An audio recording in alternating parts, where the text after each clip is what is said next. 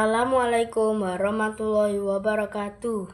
Saya bernama Zain Abdullah dan saya akan menceritakan legenda Danau Toba yang dibawakan dengan Gemilang Pustaka Surabaya. Jadi dulu hiduplah seorang pemuda bernama Toba. Ia adalah seorang yatim piatu. Sehari-hari ia bekerja di ladang. Sesekali dia mencari ikan di sungai yang berada tidak jauh dari gubuknya. Ikan hasil tangkapannya biasanya dijadikan sebagai lauk dan sisanya dijual ke pasar.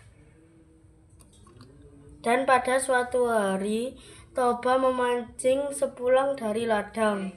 Ia sangat berharap mendapat ikan yang besar yang bisa segera dimasaknya untuk dijadikan lauk. Terpenuhilah harapannya. Tak berapa lama ia melemparkan pancingnya ke sungai. Mata kailnya telah mendapatkan ikan yang besar. Dan setibanya di rumah, lelaki itu langsung membawa ikan besar hasil pancingannya ke dapur. Ketika dia hendak menyalakan api untuk memanggang ikan, ternyata kayu bakar di dapur rumahnya sudah habis.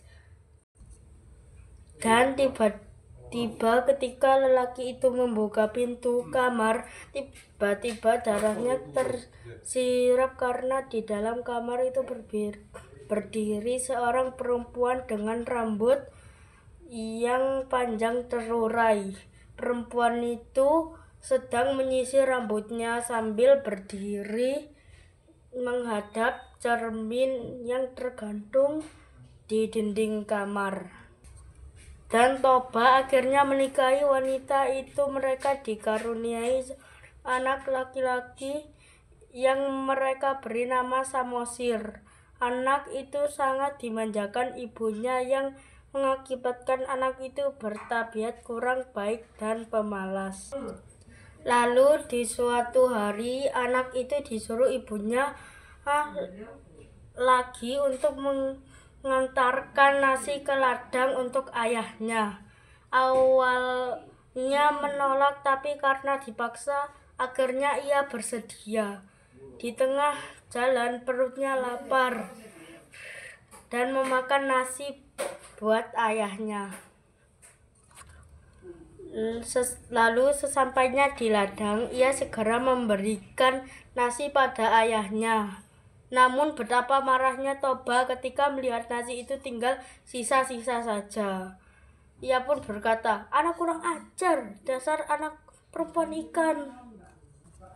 Lalu sambil menangis anak itu menceritakan kepada ibunya kalau habis dimarahi dan dipukuli ayahnya. Betapa marahnya ibunya ketika mendengar, maka diperintahkannya anaknya segera pergi ke bukit dan memanjat pohon tertinggi. Lalu sesaat kemudian dia melompat ke dalam sungai dan tiba-tiba berubah menjadi seekor ikan besar. Pada saat yang sama sesaat kemudian dia melompat ke dalam sungai dan tiba-tiba berubah menjadi seekor ikan besar. Pada saat yang sama sungai itu pun banjir besar dan turun pula hujan yang sangat lebat. Beberapa waktu kemudian air sungai itu sudah meluap kemana-mana dan tergenanglah lembah tempat sungai itu mengalir. Lalu Pak Tobat tak bisa menyelamatkan dirinya. Lalu ia mati tenggelam oleh genangan air. Lama-kelamaan genangan air itu semakin luas dan berubah menjadi danau yang sangat besar, yang di kemudian hari dinamakan orang Danau Toba. Dan sekarang Danau Toba kini menjadi tempat yang indah dan banyak dikunjungi wisatawan. Begitu juga dengan pulau-pulau kecil di sekitarnya yang bernama Samosir, yang tak lain nama anak dari Pak Toba. Lalu pesan moral yang bisa diambil dari cerita ini berdasarkan kisah di atas. Pesan moral yang dapat diambil adalah janganlah suka meremehkan hal kecil, janji adalah segalanya, serta berbaktilah kepada orang tua.